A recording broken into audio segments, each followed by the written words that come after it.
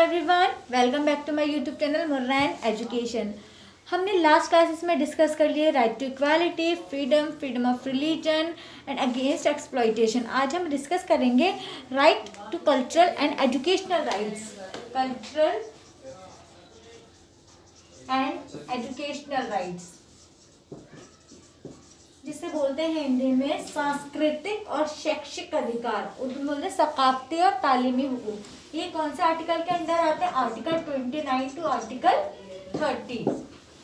Article 29 clause 1 ये हमें provide करता है कि हम अपना अपने रिलीजन को, अपने कल्चर को प्रोटेक्ट करने के लिए कोई सा भी इंस्टीट्यूशन को ओपन कर सकते हैं। इंस्टीट्यूशन ओपन कर सकते हैं टू प्रिजर्व और culture.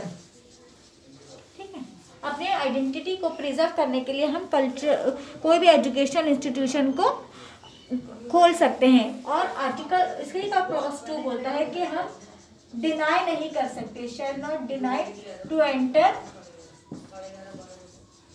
Any other religious person. कि अगर कोई दूसरी जाति या दूसरे मजहब का कोई भी इस इंस्टीट्यूशन में एडमिशन लेना चाहता है, अगर ये गवर्नमेंट एंड फंडिंग है, अगर ये फंडिंग इंस्टीट्यूट है तो हम इसको डिनाई नहीं कर सकते कि आप इसमें एडमिशन नहीं ले सकते, बल्कि ले सकते हैं।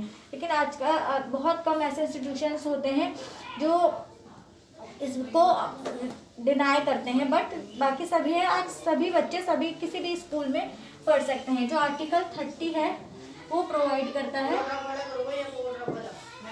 आपका फंडामेंटल राइट टू प्रॉपर्टी। जैसे हमने अभी ऊपर पढ़ा था कि फंडामेंटल रिलीजन के लिए हमें fundamental right to property under article 26।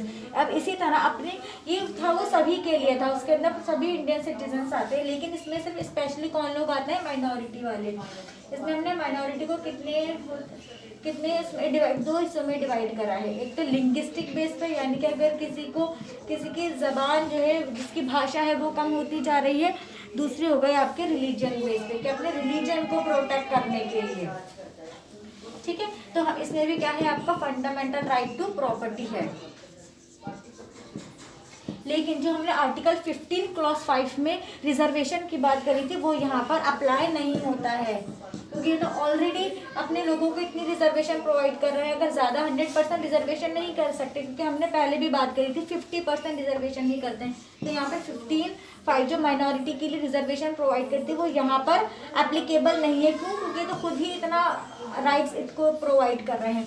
दूसरी बात आती है आर्टिकल 350A की। अमेंडमेंट के जरिए ये करा गया है कि जो 5th क्लास तक है, यानी जो प्राइमरी एजुकेशन है अप टू क्लास 5, वो बच्चों को किस में दी जाएगी? आपकी मदर टंग में प्रोवाइड की जाएगी, क्योंकि ज़्यादातर बच्चे अपनी मातृ जबान जो है, जो अपनी मदर टंग है, मातृभाषा जिसे हम कहते हैं, वो इजीली समझ जाते हैं। तो उसकी जो प्राइमरी एजुकेशन है वो किस में प्रोवाइड की जाएगी? मदर टंग में। और इसी का 350B, इसमें अगर किसी की जबान है, इसके लिंग्विस्टिक बेस पे वो कम होती जा रही है, तो जो प्रेसिडेंट है वो एक कमीशन भी प्रोवाइड कर सकता है उनकी लिंग्विस्ट, उसकी ज़बान को बचाने के लिए, प्रिजर्व करने के लिए कमीशन को भेज सकता है, प्रोटेक्ट देयर लिंग्विस्ट।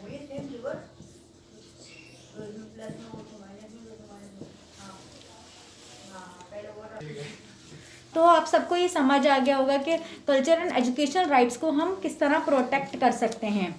सो अब हमारा बस एक ही फंडामेंटल राइट बचा है, वो है कॉन्स्टिट्यूशनल रेमेडी, जो आर्टिकल 32 के अंदर आता है। उसके अंदर कुछ रिट्स डिफाइंड है, वो हम करेंगे। चलिए, तो अब हमें अपने वीडियो को एंड करती हूँ एक नए थॉट के साथ। जिसकी है कई बोलियाँ, कई मज़हब और तरह तरह के खान पान, जिसकी हैं कई बोलियाँ, कई मज़हब और तरह तरह के खान पान, जहाँ की संस्कृति उसकी पहचान, वो है मेरा हिंदुस्तान। जय हिंद।